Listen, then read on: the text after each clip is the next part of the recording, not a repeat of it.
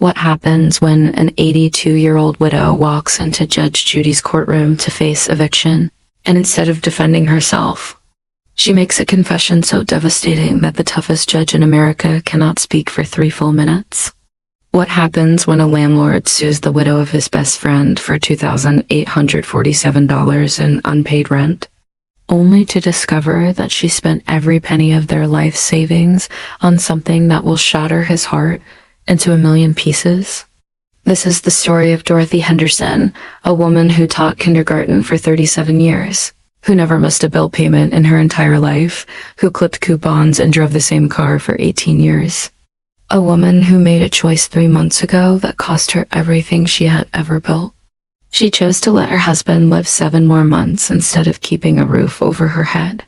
She chose love over survival, and now she is sitting in a courtroom, trembling, unable to look at the man who was her husband's brother in everything but blood, knowing that she is about to lose the only home she has known for 41 years. But nobody in that courtroom knows the real story yet. Nobody knows about the experimental treatment that cost $9,200 every single month. Nobody knows about the 5 credit cards she maxed out after their savings disappeared. Nobody knows that she heard the landlord knocking on her door month after month and hid in her bedroom, crying because she could not face him with the truth. And when Dorothy finally opens her mouth and tells Judge Judy exactly why she stopped paying rent, something unprecedented will happen. Judge Judy will stand up from her bench, walk away from the cameras, and an entire nation will realize they are not watching a court case. They are watching America's healthcare system destroy an innocent woman in real time. The plaintiff sitting at the other table is 64-year-old Frank Patterson. He owns a small apartment building in Astoria, Queens, 14 units that he inherited from his father and has maintained with his own hands for 35 years. Frank Patterson is not a wealthy man. He drives a 2009 Honda Civic. He does most of the repairs in his building himself because he cannot afford to hire contractors. He lives in the basement apartment of his own building to save money. And he is suing Dorothy Henderson, the widow of the man who saved his life in Vietnam 53 years ago, for $2,847 in unpaid rent. Frank looks like he has not slept in weeks. His suit does not fit properly, hanging loose on a frame that has clearly lost weight from stress. His hands shake slightly as he holds his paperwork. He does not want to be here. He has spent the last 3 months trying desperately to reach Dorothy, to understand what happened, to find any solution that does not involve lawyers and courtrooms. But she would not answer his calls. She would not open her door. She left him no choice. Dorothy Henderson sits at the defendant's table wearing a pale blue dress that she pressed carefully that morning with an iron that barely works anymore. Her white hair is pinned back neatly. Her hands grip a worn leather purse that her husband Harold gave her for their 25th anniversary. She has not stopped crying since she walked into the courtroom. Her shoulders shake with silent sobs. She looks like a woman who has already lost everything and is simply waiting for the final blow to fall. Judge Judy opens the case file and reviews the basic facts. Unpaid rent, 3 months, $949 per month plus late fees. A tenant who has lived in the same apartment for 41 years without a single late payment until suddenly, 3 months ago, the checks stopped coming. It seems straightforward enough. These cases usually are. Someone loses a job, someone gets divorced, someone makes bad financial decisions. Judge Judy has seen it all in 28 years. But something about Dorothy Henderson's face, something about the way Frank Patterson cannot bring himself to look at her, tells Judge Judy that this case is different. This case has a story underneath it that the paperwork does not tell. Judge Judy addresses Frank Patterson first. Her voice carries its usual authority, but there is a note of curiosity underneath. Mr. Patterson, you are suing Mrs. Dorothy Henderson for unpaid rent totaling $2,847. You are also seeking possession of the apartment. Before I hear the details, I want to understand something. You have been this woman's landlord for 41 years. She has never missed a payment. Why are you in my courtroom instead of working this out privately? Frank Patterson stands slowly and his voice breaks on the very first word. Your Honor, I do not want to be here. Dorothy Henderson is not just my tenant. Her husband Harold was my best friend for 53 years. We served together in Vietnam. We were at Khe Sanh together in 1968. Harold saved my life during a firefight that killed 7 men in our unit. He pulled me out of a ditch while bullets were flying over our heads. He carried me half a mile to the medics with shrapnel in his own leg. I owe that man everything. Frank pauses, struggling to compose himself. When we came home, Harold married Dorothy. I was his best man at the wedding. I held their children when they were born. I was there when their son passed away from leukemia at 19 years old. I was there when Harold got sick. I thought I was family. And then 3 months ago, Dorothy stopped paying rent and stopped talking to me entirely. She would not answer her phone. She would not come to the door.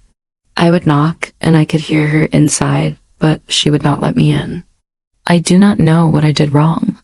I do not know why she shut me out. But I have property taxes that increased by 45% this year. I have my own medical bills for my heart condition. I cannot carry a tenant who does not pay, even if that tenant is the closest thing to a sister I have ever had.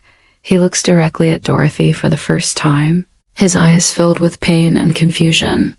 Dorothy, please, just tell me what happened. Tell me why you stopped talking to me. Whatever I did, I am sorry. But I cannot help you if I do not understand. Dorothy does not respond.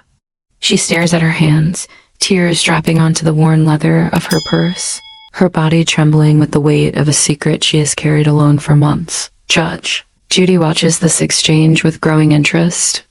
She has seen plenty of landlord-tenant disputes, but the emotional undercurrent here is unlike anything in her experience. These two people care about each other. That much is obvious. Something happened that severed their communication. Something that goes far beyond unpaid rent, Mrs. Henderson, Judge Judy says, her voice gentler than usual. Mr. Patterson says you have been avoiding him for 3 months. He says you were like a sister to him. He says his best friend was your husband. Yet you stopped paying rent and stopped all communication. I need you to help me understand why. Dorothy raises her head slowly. Her eyes are swollen, almost shut from crying. Her lips tremble as she tries to form words. When she finally speaks, her voice is barely above a whisper. Harold died 10 weeks ago. In our bedroom. In our bed. I was holding his hand. The courtroom goes still.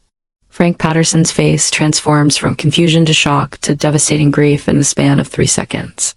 He did not know. Nobody told him. His best friend, the man who saved his life, died 10 weeks ago and nobody told him. Dorothy continues, her whisper growing slightly stronger. I am sorry I did not tell you, Frank. I am sorry I hid from you. I was so ashamed. I could not face you because I could not explain what I did, what I had to do. But I will explain now. I will tell everyone the truth, even though it means losing everything. She turns to face Judge Judy directly, and something in her expression shifts. The shame is still there, but underneath it, there is something else. Pride, defiance, the absolute certainty of a woman who made an impossible choice and would make it again. Your Honor, she says, I stopped paying rent because I had to choose. I had exactly $949 in my bank account. The rent was due. My husband's cancer treatment was due. I could not pay both. So I chose to pay for the treatment. I chose to keep Harold alive for 1 more month instead of keeping a roof over our heads. And then I made that same choice again the next month. And the month after that. I chose my husband's life over my home. And I would do it again, Your Honor. Every single time. I would do it again. Asterisk, the words hang in the air like smoke after an explosion. Every person in that courtroom understands immediately that they are no longer witnessing a simple case about unpaid rent. They are witnessing something far more profound. They are witnessing the impossible arithmetic of love in a country where medical care can cost more than a lifetime of savings. Judge Judy leans forward slightly, her expression unreadable. Mrs. Henderson, I need you to start from the beginning. Tell me about the cancer. Tell me about the treatment. Tell me exactly how you ended up in this courtroom today. Dorothy takes a deep breath. And when she begins speaking, her voice carries the weight of a story she has never told anyone in full. Harold and I met in 1967 at a dance hall in Brooklyn. I was 23 years old, teaching first grade at a Catholic school. He was 25, working at the post office, still trying to get the war out of his head. He was quiet and kind, and he looked at me like I was the most beautiful thing he had ever seen. We were married within a year. We stayed married for 54 years. Asterisk, she pauses, lost momentarily in memories that span more than half a century. We never had much money, Your Honor. Harold worked at the post office for 38 years. I taught kindergarten and first grade for 37 years. We raised 2 children on 2 public servant salaries in New York City. We clipped every coupon. We shopped sales. We never took fancy vacations. We drove our cars until they fell apart. Every extra dollar went into savings because we wanted security.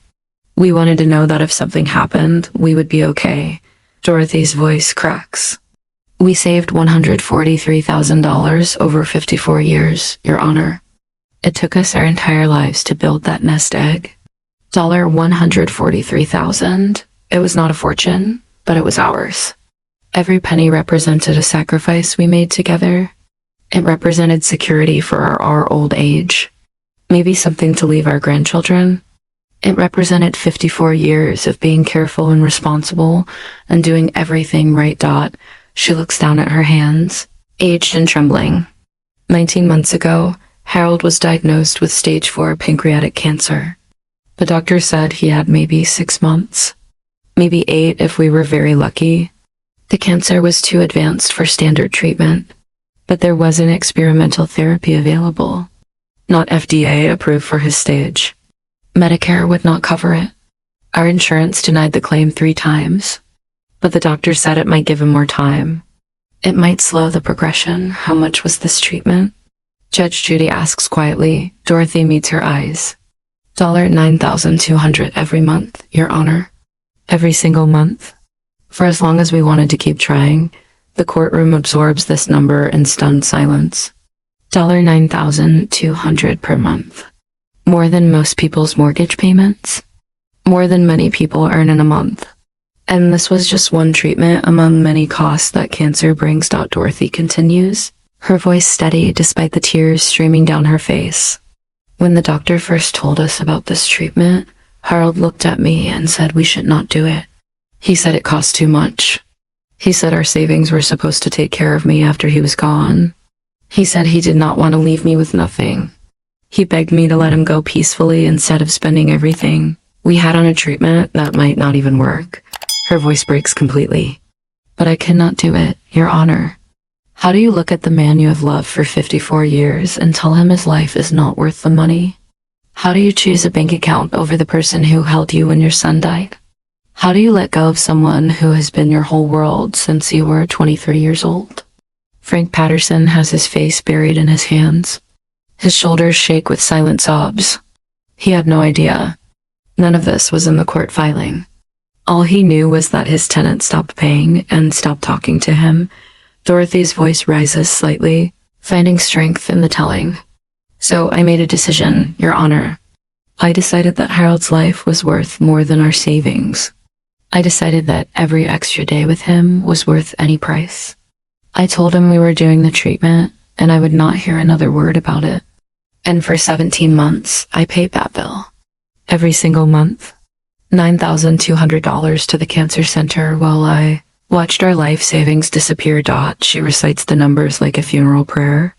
After the first payment, we had $133,800, then $124,600, then $115,400.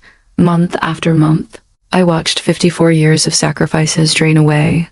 But Harold was still here. He was still eating breakfast with me. He was still holding my hand at night. He was still telling me he loved me every morning. So I kept paying. Judge Judy removes her glasses and sets them on the bench. Her eyes glisten in a way that regular courtroom viewers have never witnessed. And when the savings ran out, Dorothy's laugh is bitter and broken. After 9 months, we had nothing left, Your Honor. 0. 54 years of careful living gone. But Harold was still alive, still fighting, still responding to the treatment better than anyone expected. So I did what I had to do. I applied for credit cards. 5 of them. They approved me because I had good credit from a lifetime of paying every bill on time. I maxed out every single one. $7,000 on the first card. $9,000 on the second. $6,000 on the third. $8,500 on the fourth. $4,500 on the fifth. $35,000 in credit. Card debt to keep my husband alive a little longer. She looks directly at Judge Judy with eyes that hold no regret. And I would do it again, Your Honor. Every credit card. Every penny. Because those extra months with Harold were worth more than any amount of money. They were worth more than my credit score. They were worth more than my security. They were worth everything. Judge Judy's voice is barely above a whisper. And the rent? Dorothy's composure finally crumbles completely. 3 months ago, I had exactly $949 in my checking account. The rent was due. Harold's treatment was due. I sat at our kitchen table, the same table where we ate breakfast together for 41 years, and I had to choose. Do I pay the rent and keep our home? Or do I pay for the treatment and give Harold another month of life? She turns to look at Frank Patterson, who is openly weeping. I chose Harold. Frank, I am so sorry. I chose to keep him alive instead of paying you. And then I did it again the next month. And the month after that, I heard you knocking on my door. I saw your notes, but I could not face you. I could not look you in the eye and tell you that. I was choosing to become homeless rather than let Harold die one day, sooner than he had to. The shame was unbearable, but the love was stronger. Frank stands up from his seat, his voice raw with emotion. Dorothy, why did you not tell me? I would have helped. I would have done something. Harold was my brother. You think I would have taken rent money while he was dying? You think I would have cared about $949 when my best friend needed that money to live? Dorothy shakes her head slowly. You have your own problems, Frank. Your heart condition. Your medical bills. Your property taxes. You told me last year how hard things were getting. I could not put this burden on you too. I could not ask you to sacrifice your building for us. Judge Judy holds up her hand for silence.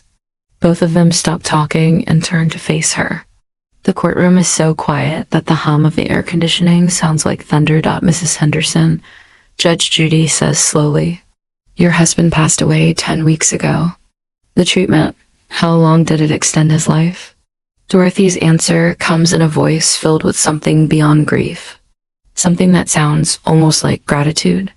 The doctors gave him 6 months. Maybe 8. He lived for 17 months after the diagnosis. The treatment gave us 9 extra months together. 9 months that I paid for with everything we had ever saved. 9 months that cost us $143,000 in savings and $35,000 in debt. 9 months that cost me my home. She straightens in her chair, her voice growing stronger. And do you want to know what I did with those 9 months, Your Honor? I will tell you exactly what I did. Dorothy Henderson's voice fills the courtroom with a quiet power that commands absolute attention.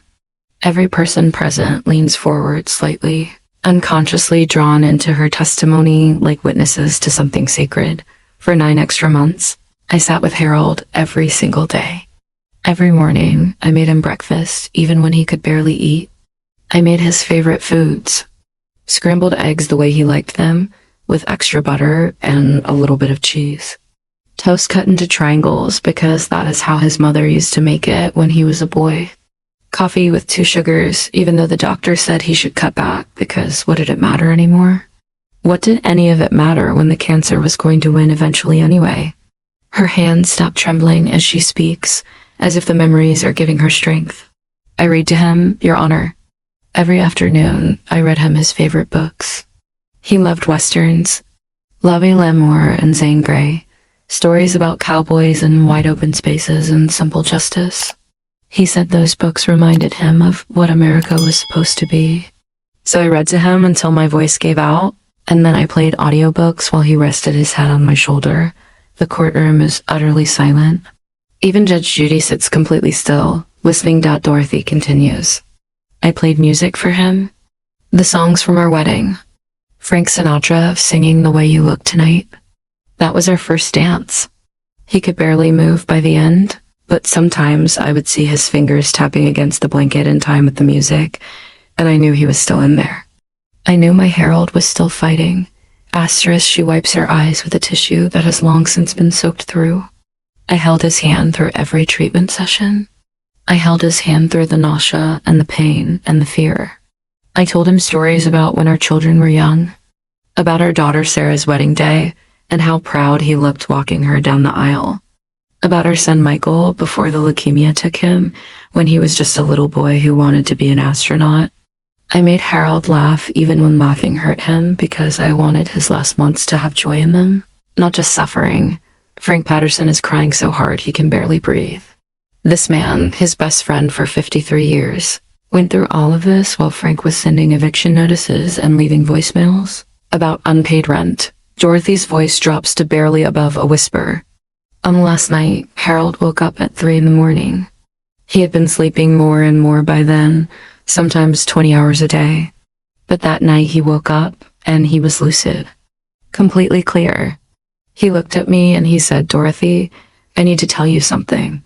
Asterisk, she pauses, lost in memory. He said, I know what you did. I know you spent everything. I know about the credit cards. I know about the rent. He had figured it all out somehow. Asterisk, maybe he heard me on the phone with the credit card companies. Maybe he just knew me well enough after 54 years to understand what I was doing. Her voice cracks. He held my hand so tight and he said, Dorothy, you should not have done that. You should have let me go. And I told him, Harold, I would do it 1,000 times over. I would sell my soul to have these months with you. I would give everything I ever owned or ever will own. Because you are worth it. You have always been worth it. The tears flow freely now, but Dorothy does not bother to wipe them away. He smiled at me, Your Honor. He smiled at me with the same smile he had when we first met at that dance hall in 1967, and he said, I love you, Dorothy. I have loved you since the moment I saw you. And then he closed his eyes and he went back to sleep and he never woke up again. The silence that follows is absolute, sacred. Even Judge Judy, known for her sharp tongue and rapid-fire responses, says nothing.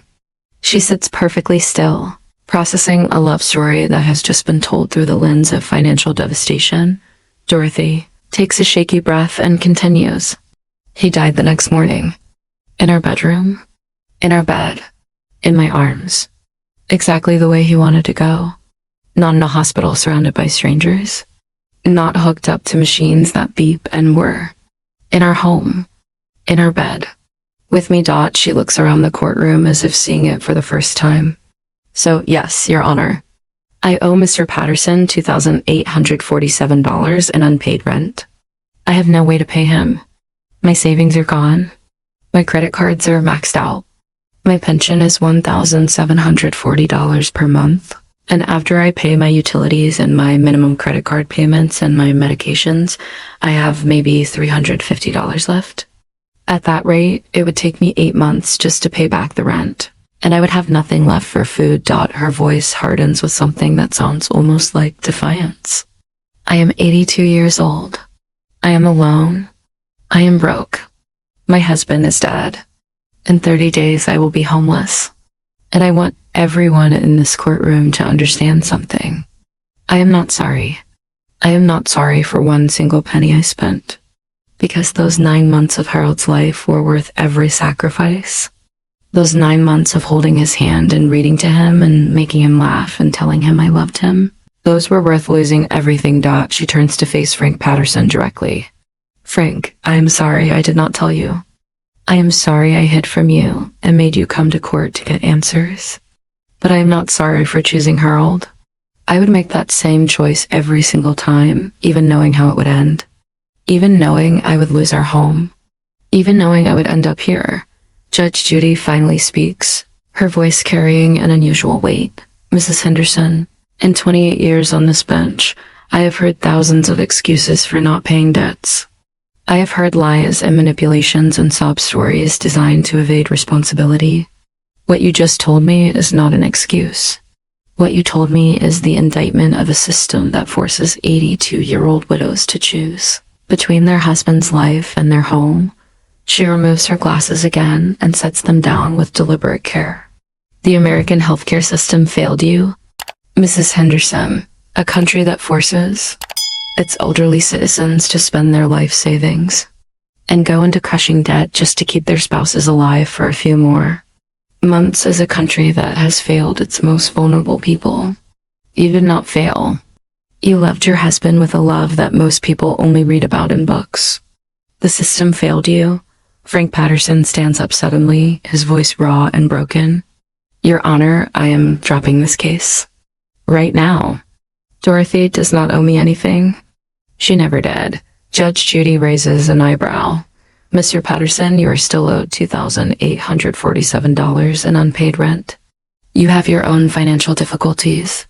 Are you certain you want to drop this lawsuit?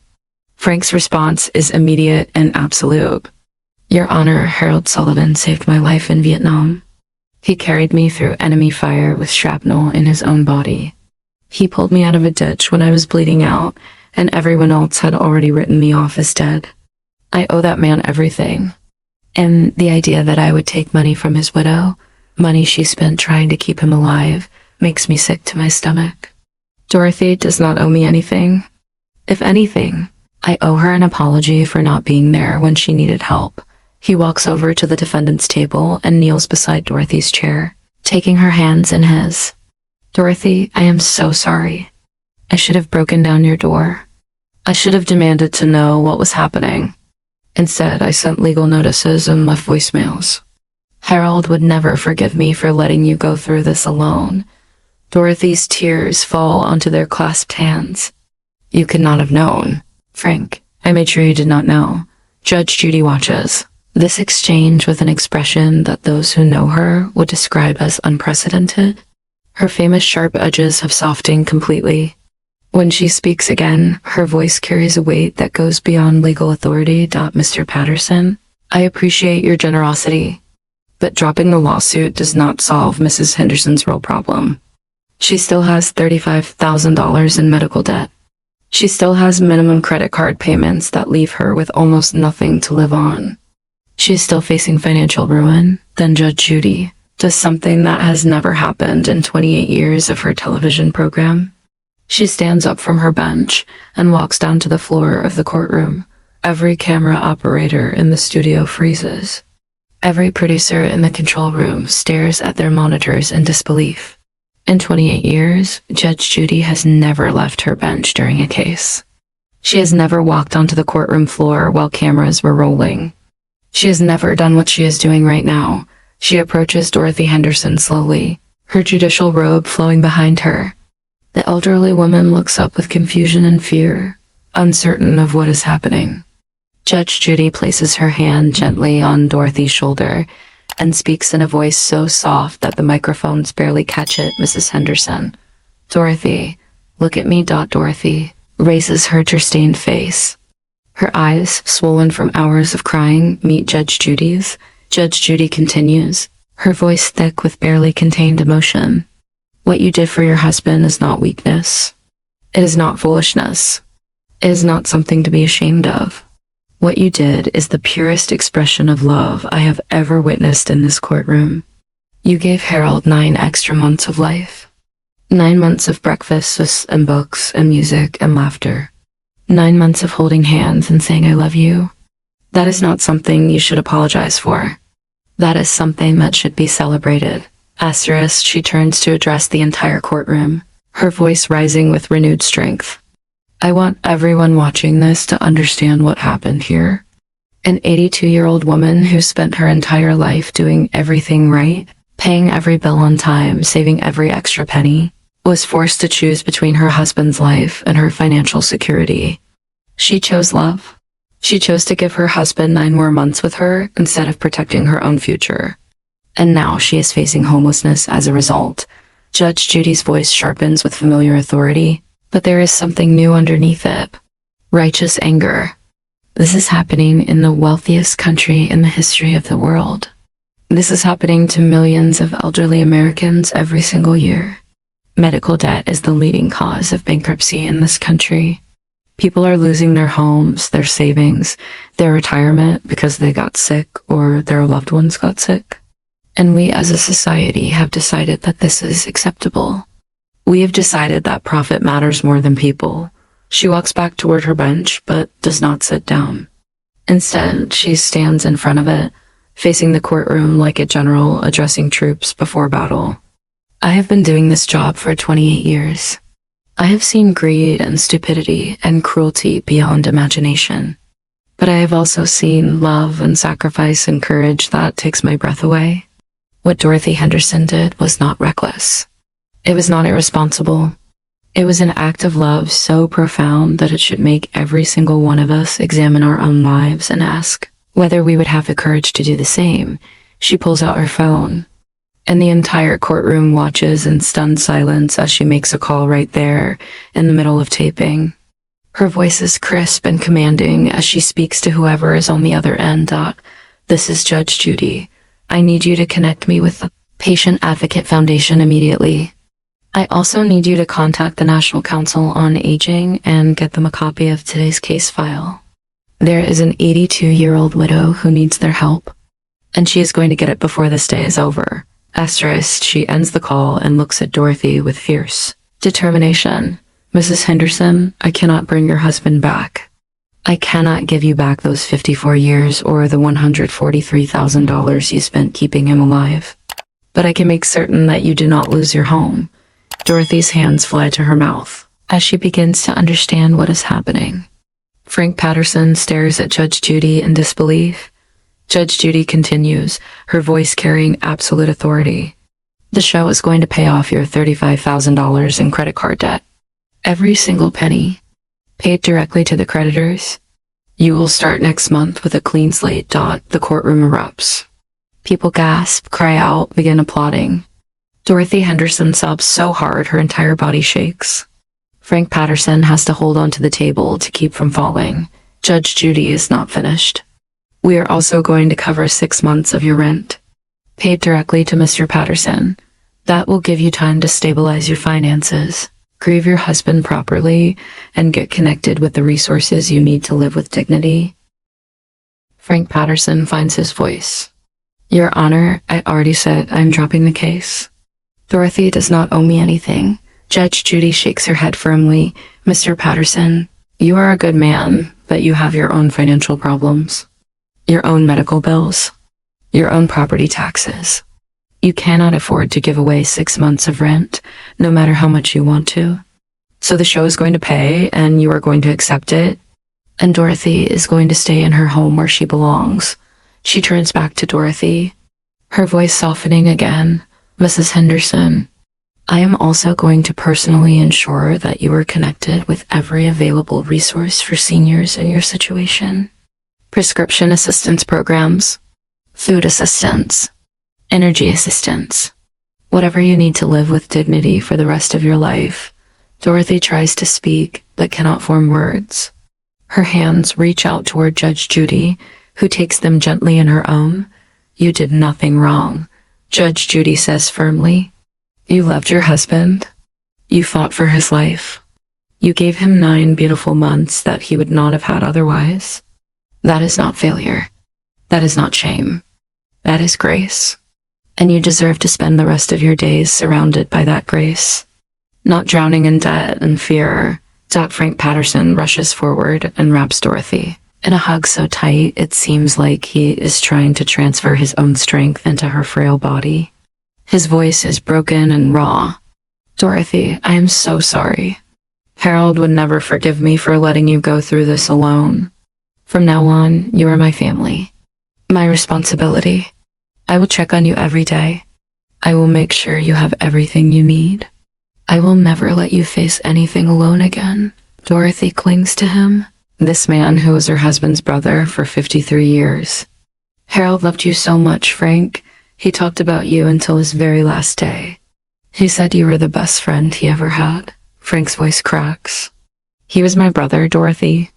in every way that mattered. And you are my sister, always that Judge Judy watches. This embrace with an expression that regular viewers have never seen on her face. When she speaks again, her voice carries the weight of 28 years of seeking justice in nearly 3 decades on this bench. I have delivered thousands of verdicts. I have settled disputes about money and property and broken promises. But today, I witnessed something that goes far beyond any legal verdict. I witnessed the power of love that transcends financial calculation. I witnessed a woman who sacrificed everything for her husband without a moment of hesitation or regret.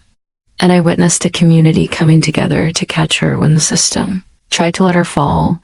She addresses the cameras directly for the first time in the entire case.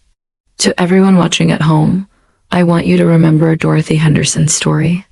Not because it is unusual, but because it is happening every single day to people just like her. Medical debt is destroying families across this country.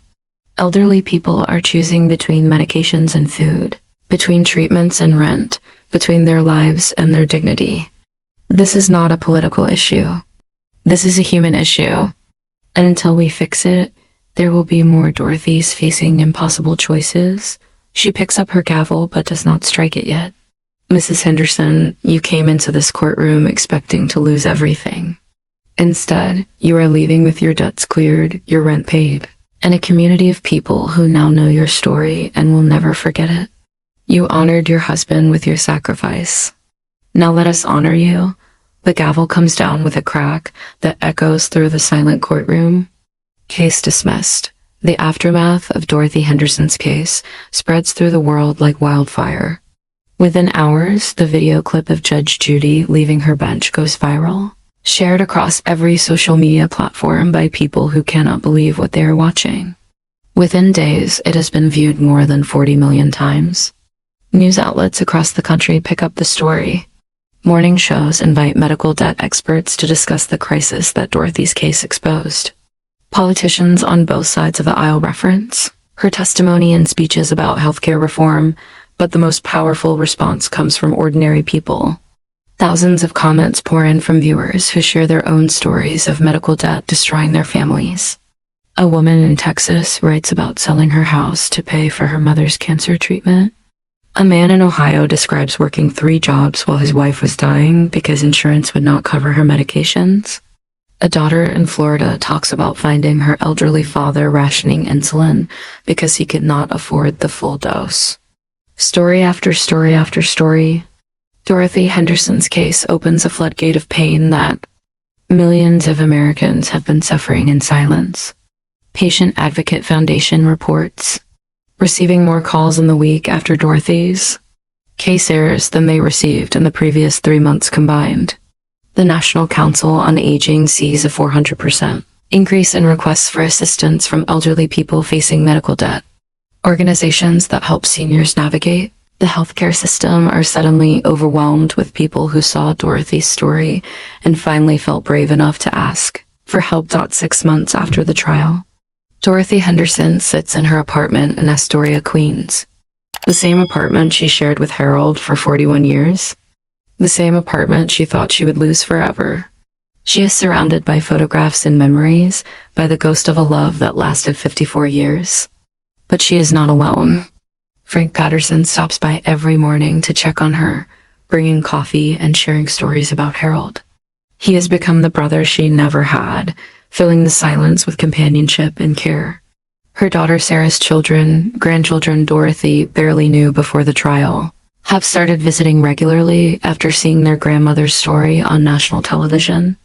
They bring flowers and home-cooked meals and the laughter of great-grandchildren who are just learning that their great-grandmother is something of a celebrity. Dorothy has started volunteering at a local hospice center 3 days a week. She sits with dying patients, holds their hands, tells them stories, makes them laugh. She does for strangers what she did for Harold, ensuring that no one faces their final days alone and afraid. The hospice director says Dorothy has become the most requested volunteer they have ever had. Patients ask for her by name. Families send thank you notes praising the gentle woman who brought comfort when nothing else could. The credit card debt is gone, cleared as Judge Judy promised. The rent is paid through the end of the year, giving Dorothy time to stabilize and find her footing. The show connected her with assistance programs she never knew existed, programs that help with her prescriptions, her utilities, her groceries. For the first time since Harold's diagnosis, Dorothy can breathe without the crushing weight of financial terror pressing on her chest. Frank Patterson used the publicity from the case to create something beautiful. He established the Harold Henderson Memorial Fund, a program in his building that provides rent assistance to elderly tenants facing medical crises. He raised over $200,000 from donations that poured in after Dorothy's story aired. The fund has already helped 7 tenants stay in their homes while battling cancer, heart disease, and other devastating illnesses. Frank says it is the least he can do to honor the man who saved his life 53 years ago in Vietnam. Dorothy receives letters every week from people who watched her case and were moved to action. A woman in California paid off her elderly neighbor's medical bills after seeing Dorothy's testimony. A man in Georgia started checking on his widowed aunt daily after realizing she might be suffering alone, like Dorothy did.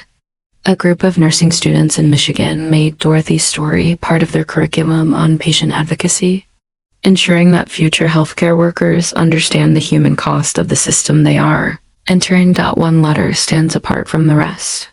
It arrives 3 months after the trial, written in shaky handwriting on simple stationery. It is from an 86-year-old widower in Nebraska who watched Dorothy's case while sitting alone in his living room. He writes that he was planning to give up, that he had stopped taking his heart medication because he could not afford both the pills and his rent, that he had decided to let nature take its course rather than burden his children with debt. But then he saw Dorothy, he writes. He saw a woman who fought for love, even when fighting seemed impossible. He saw a woman who refused to be ashamed of choosing her husband's life over financial security. He saw a woman who inspired a judge and a nation to rally around her. Asterisk, so I called my daughter. The letter continues. I told her the truth about my situation. She cried and yelled at me for keeping secrets, just like Mr. Patterson was upset with you. And then she helped me find the programs that could assist me. I am still here because of you, Mrs. Henderson. I am still fighting because you showed me that love is always worth fighting for. Dorothy reads this letter with tears streaming down her face. She reads it again and again until the paper is soft from handling. Then she carefully places it in the box where she keeps her most precious possessions, right next to the last photograph she took with Harold, right next to the program from his funeral, right next to the worn leather purse he gave her for their 25th anniversary.